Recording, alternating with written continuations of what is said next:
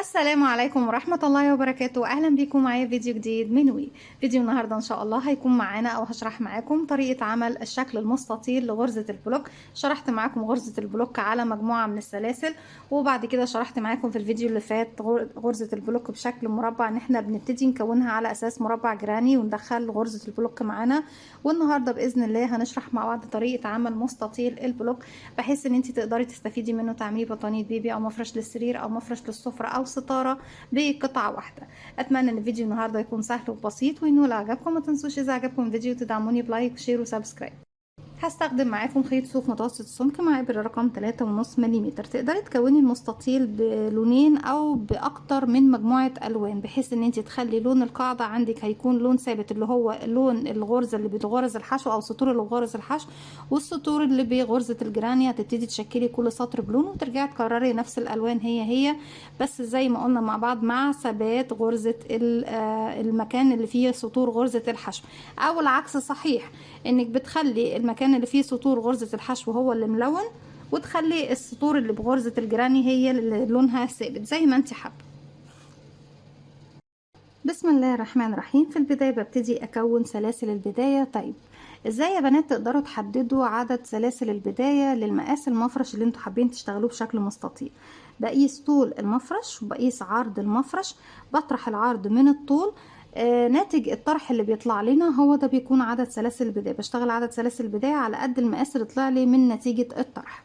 ده بالنسبة لأي مستطيل سواء بغرزة العمود أو الجراني أو أي غرزة تانية بلوك، أي نوع من أنواع الغرز بتعملي بيها شكل مستطيل بتحددي عدد سلاسل البداية على الأساس ده.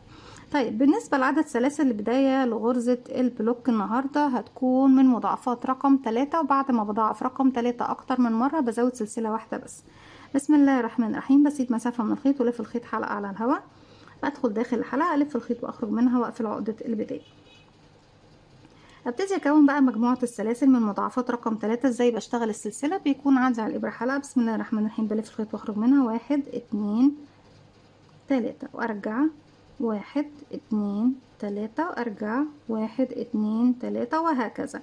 كده معانا 9 10 11 12 13 14 15 16 17 18. هكتفي بهذا القدر. انا بشتغل على عدد فردي، يعني فردي افتراضي، مش محدده لاي حاجه، لكن انتوا هتقيسوا على الاساس اللي قلت لكم عليه. بعد ما خلصنا ال 18 هرتفع سلسله واحده بس، الزياده بتاعتي اللي بتكمل لي عدد سلاسل البدايه المظبوط. هبتدي اشتغل في السلسله الاولى 3 مرات، يعني 3 غرز جراني، وكل غرزه جراني فيها 3 عمود بلفه. واشتغل في السلسله الاخيره كمان 3 مرات، يعني ب3 غرز جراني. بسم الله الرحمن الرحيم. هبتدي ارتفع 1 2 3 وبعتبره عمود بلفة. هسيب ال3 سلاسل واروح السلسلة رقم 4 ابتدي اشتغل فيها 2 عمود بلفة كمان. ازاي بشتغل العمود بلفة؟ بيكون عندي على الابرة حلقة، بلف لفة واحدة بقى معايا حلقتين، بسيب بقى 1 2 3 سلاسل وبدخل في السلسلة رقم 4 اشتغل، ادخل اسحب الخيط واخرج، معايا 3 حلقات على الابرة، بلف الخيط واخرج من حلقتين، يتبقوا 2 بلف الخيط واخرج منهم. كده 1 2 3. ناخد سلسلة مسافة ما بين كل غرزة جراني وجراني. تاني في نفس الفراغ هشتغل 3 عمود، 1 2 3. المجموعة التالتة هشتغلها في نهاية السطر، لكن دلوقتي هاخد سلسلة وهلف الخيط على الإبرة. هسيب مكان السلسلة سلسلة فراغ تحتها، واروح للفراغ اللي بعده اشتغل عمود، واللي بعده كمان عمود، واللي بعده كمان عمود. يبقى اشتغلت على 3 فراغات، 3 عمود بلفة. ارجع اخد سلسلة مسافة، هسيب تحتها فراغ واروح اشتغل على ال3 فراغات اللي جايين 3 عمود بلفة. بنسيب سلسلة وبروح اشتغل عمود. كده 1، والفراغ اللي بعده 2، والفراغ اللي بعده 3. هاخد سلسلة مسافة واسيب تحتها فراغ واروح اشتغل 3 عمود، 1 2 3. سلسلة بسيب تحتها سلسلة وبروح اشتغل 3 عمود، 1 2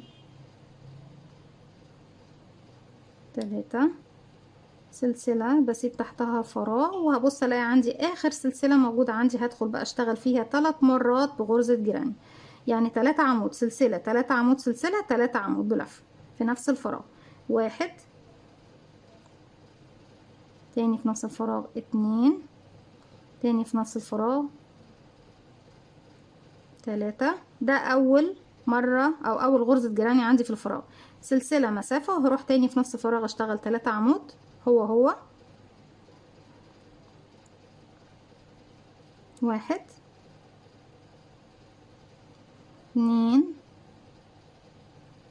3 سلسلة وادخل في نفس الفراغ 1 2 3. اصبح كده يا بنات، بصوا معايا بقى لما احنا مشينا كده بالشكل ده كونت 3 غرزة جيراني، لكن عندي الزوايا بقت ايه مكان السلسلة اهي في مكان الزاوية، هنا زاوية وهنا زاوية، بقوا زاويتين. خلاص ارجع دلوقتي بكرر بقى اللي انا عملته في الجهة دي، بشتغل سلسلة مسافة، هسيب تحتها فراغ اهي مكان السلسلة اللي احنا سايبينه، واروح فوق ال3 اعمدة دول بشتغل بقى في الحلقة التانية اللي هي اللي كانت الامامية بالنسبة لي هناك، في الجهة التانية اشتغل عمود، باخد معايا طبعا خيط البداية معايا على الابرة 2 كده ده التالت اهو 3 زي ما احنا شايفين، سلسلة اسيب تحتها الفراغ واروح اشتغل 3 عمود فوق ال3 عمود 1 2 3. الاختلاف ما بين مربع الجراني ومستطيل الجراني بداية التكوين فقط لا غير، لكن طريقة الشغل داخل المربع او المستطيل هي واحدة مفيش اي اختلاف. سلسلة، هسيب السلسلة واروح بقى فوق ال3 اعمدة اشتغل 3 اعمدة 1 2 3 سلسلة، نسيب سلسلة و3 عمود فوق ال3 عمود 1 2. باخد الحلقة الخلفية او باخد الحلقة الخلفية مع المطب واشتغل ايه عليهم هما الاتنين بالشكل ده. طيب سلسلة، هسيب تحتها سلسلة واروح بقى لنفس الفراغ الاول تاني هو واشتغل 3 عمود بلف بقية الزاوية الاولى 1 2 3 وباخد سلسلة وهروح لتالت سلسلة ارتفاع، انا عندي هنا تالت سلسلة ارتفاع 1 2 3 بدخل وبقفل بغرزة منزلقة بالشكل ده. كده خلاص كوننا الشكل المستطيل معانا. طيب نبتدي بقى نشتغل غرزة البلوك، يعني ايا كان انا حابة ابتدي من هنا او ابتدي من هنا مفيش مشكلة. تعالوا بقى نمشي منزلقة لغاية ما بوصل للغرزة رقم 3 هنا في المنتصف وابتدي اغير اللون.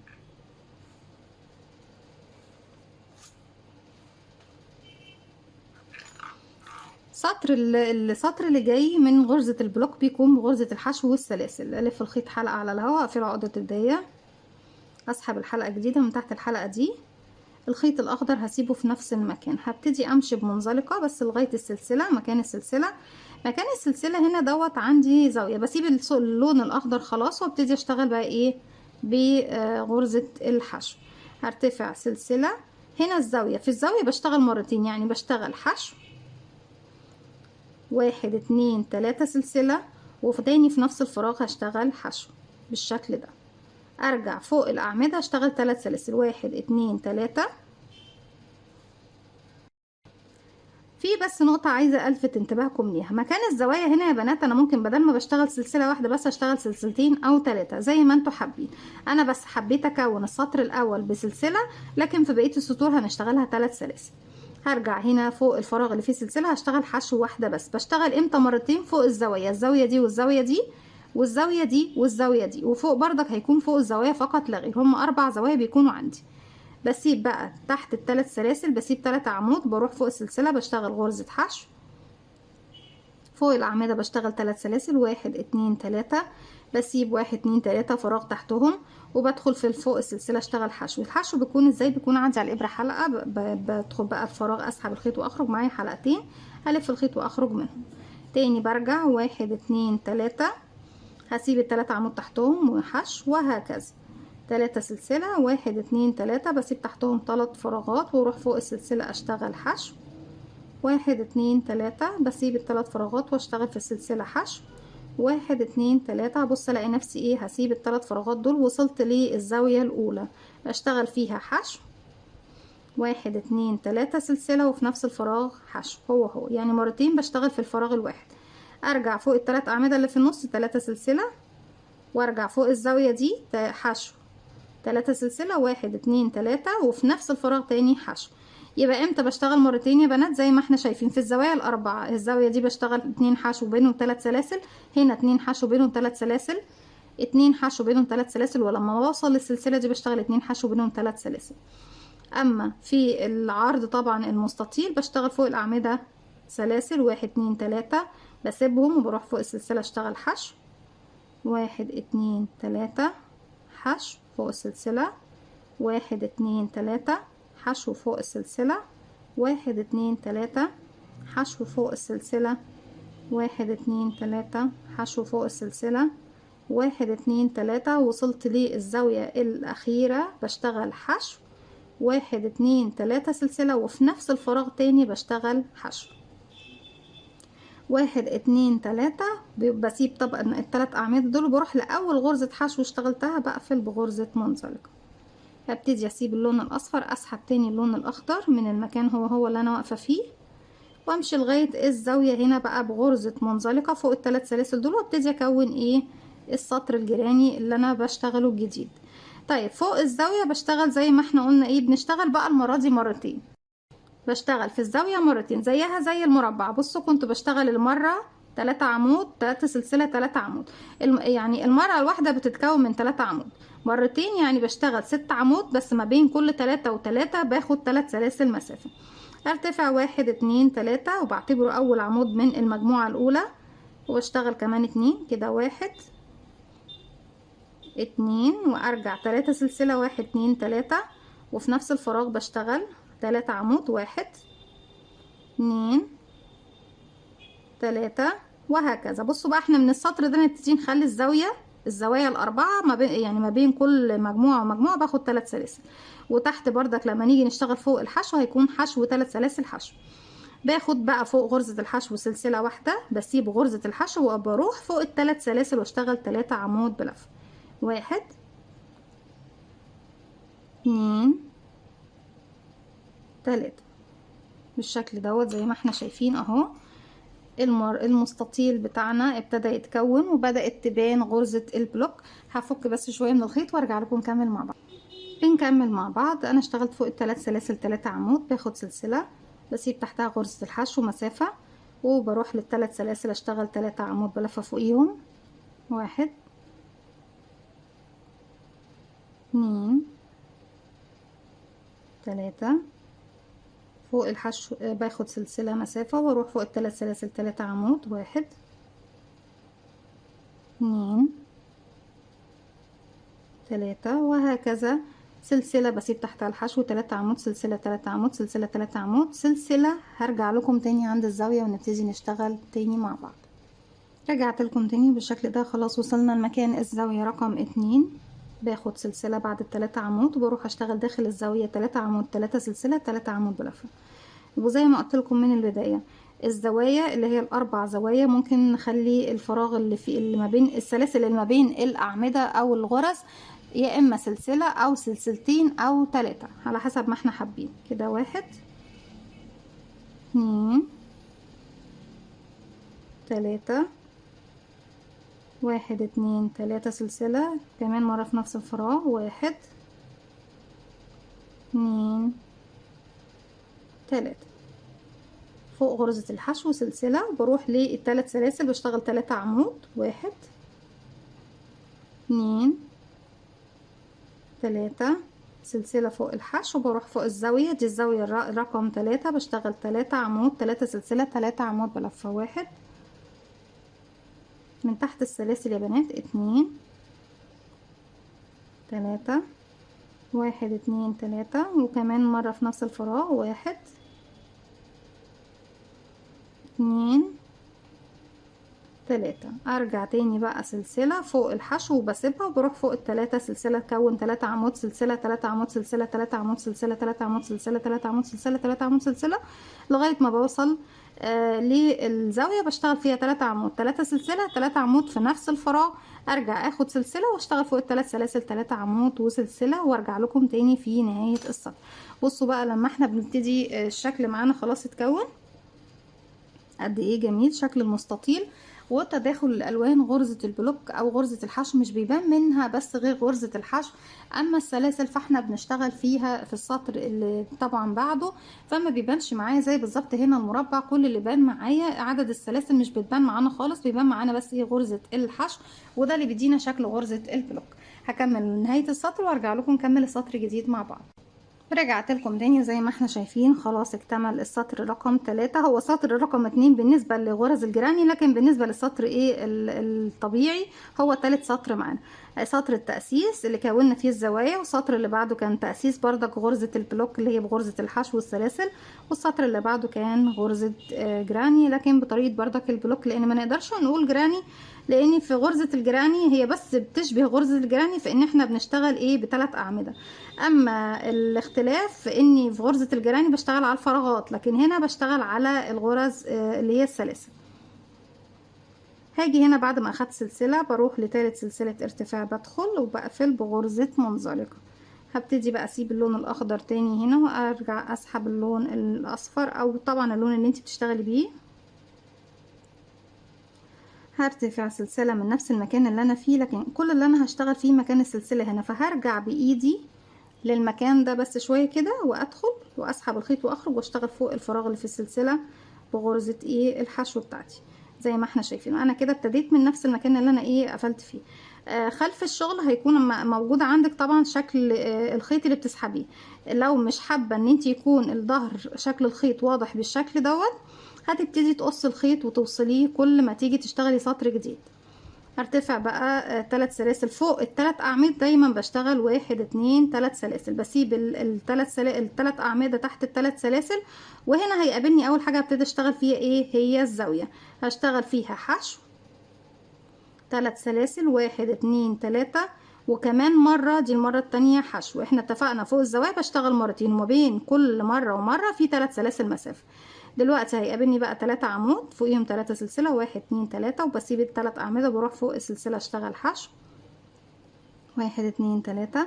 هسيب 3 عمود تحتهم حشو فوق السلسله 3 سلسله 1 2 3، بسيب الاعمده تحت الثلاث سلاسل واشتغل فوق السلسله حشو، وهكذا لغايه ما بوصل للزاويه بشتغل فيها حشو 3 سلاسل حشو. ارجع اشتغل 3 سلاسل حشو فوق السلسله 3 سلاسل حشو فوق السلسله 3 سلاسل زاويه مكونه من حشو 3 سلاسل حشو 3 سلاسل حشو 3 سلاسل حشو 3 سلاسل حشو. بكرر بنفس الطريقه لغايه ما بوصل الى نهايه الراوند. هكمل بس لغايه ما بوصل للزاويه دي عشان اوضح لكم اكتر. كده وصلت للمكان اللي قبل الزاوية فوق الأعمدة 1 2 3، بشتغل 3 سلاسل، بسيب الثلاث أعمدة اللي تحت الثلاث سلاسل واروح للزاوية اشتغل زاوية جديدة مكونة من حشو 3 سلسلة حشو كمان في نفس الفراغ. الثلاث سلاسل دول هما اللي بشتغل فوقيهم ايه بقى، بشتغل 3 عمود 3 سلسلة 3 عمود فوق الثلاث سلاسل دول. ارجع تاني 1 2 3 سلسلة، اسيب تحتهم الأعمدة وامشي بحشو، يعني دايما فوق الأعمدة 3 سلاسل وفوق السلاسل هي الحشو 1 2 3 وحشو 1 1 2 3. هنا هتوصلي لزاوية بشتغل فيها مرتين، يعني حشو 3 سلاسل كمان مرة في نفس الفراغ حشو 3 سلاسل بقى عادي، وامشي على الجهة المقابلة 3 سلاسل حشو 3 سلاسل حشو 3 سلاسل حشو لغاية ما بنوصل لفين يا بنات، بنوصل للمكان اللي فيه الزاوية. بشتغل حشو 3 سلاسل حشو وارجع 3 سلاسل هنا حشو فوق السلسلة 3 سلاسل، وبعد كده برجع لكم فوق المكان الاول بقفل بغرزة منزلق. هكمل وارجع لكم. رجعت لكم تاني وزي ما احنا شايفين كده خلاص خلص السطر معانا. في نهاية السطر بعد تالت سلسلة ارتفاع فوق التلاتة عمود بروح بقى لغرزة الحشو. انا كده كده كنت اشتغلتها هقفل بغرزة منزلق. هسيب اللون الاصفر وابتدي اسحب تاني اللون الاخضر من عندي على ايه من الحلقة اللي عندي على الابرة. انا ما بشتغلش فوق غرز الحشو، همشي بمنزلقة لغاية الثلاث سلاسل وابتدي اشتغل اول مجموعة دي فراغ عادي مش الزاوية. الزاوية اهي لسه ما وصلتلهاش، يعني هنا هشتغل 1 2 3 واشتغل كمان 2 عمود بلفة، 1 2. يعني فوق السلاسل دايما بشتغل ايه زي ما احنا شايفين كده 3 عمود. مسافة بقى في السطر اللي فيه الأعمدة باخد سلسلة واحدة مسافة بين كل فراغ وفراغ. هلف الخيط وبدخل دي زاوية، لان اشتغلت تحت 2 مرتين هنا، بقى اشتغل فيها كمان مرتين فوق، بس المرتين في السطر اللي فيه أعمدة بيكون فيه كل مجموعة 3 عمود بلفة، يعني 6 عمود بلفة في الفراغ ده، ما بينهم 3 سلسلة، 1 2 3 و3 سلسلة، 1 2 3، وكمان مرة في نفس الفراغ، 1 2 3. المسافة اللي باخدها سلسلة اللي هي فوق غرزة الحشو اللي عندي تحت، وبسيب غرزة الحشو بروح للثلاث سلاسل اكون 3 عمود، 1 2 3 سلسلة بسيب تحتها الحشو واروح للسلاسل الثلاثة اشتغل 3 عمود، 1 2 3 سلسلة مسافة بسيب تحتها الحشو واروح للثلاث سلاسل 3 عمود، 1 2 3 سلسلة بسيب الحشو واروح للسلاسل اشتغل 3 عمود، 1 2 3 سلسلة بسيب تحتها الحشو وبشتغل 3 عمود فوق الثلاث سلاسل لغاية ما بوصل للزاوية، بشتغل فوق الزاوية 3 عمود، 3 سلسلة، 3 عمود بلفة، بسيب الحشو واشتغل 3 عمود، 1 2 3. من اسهل الطرق اللي ممكن تكوني بيها مفرش مستطيل بقطعة واحدة، وزي ما احنا شايفين قد ايه جميل، يعني هيديكي شكل جمالي وفي نفس الوقت سهل وبسيط وبيخلص معاكي بسرعة جدا. 1 2 3. فراغاته مش كتير، يعني فراغاته مش كبيرة زي مربع الجراني، في الفراغات هنا هتكون اقل كتير من مربع الجراني. سلسلة اخدت تحتها، سبت تحتها فراغ واروح فوق 3 عمود، 3 سلسلة اشتغل 3 عمود، 1 2 3 سلسلة مسافة بسيب تحتها الحشو، وبعد كده 1 2 3 ارجع سلسلة واروح للزاوية اشتغل 3 عمود، 3 سلسلة، 3 عمود بلفة، 1 2 3 1 2 3، وكمان مرة في نفس الفراغ، 1 2 3 سلسلة بقى دلوقتي وهسيب تحتها الحشو واروح 3 سلاسل اشتغل 3 عمود، 1 2 3 سلسلة سيب تحتها الحشو واشتغل 3 عمود، 1 2 3 سلسلة بسيب الحشو واروح للسلاسل 3 عمود، 1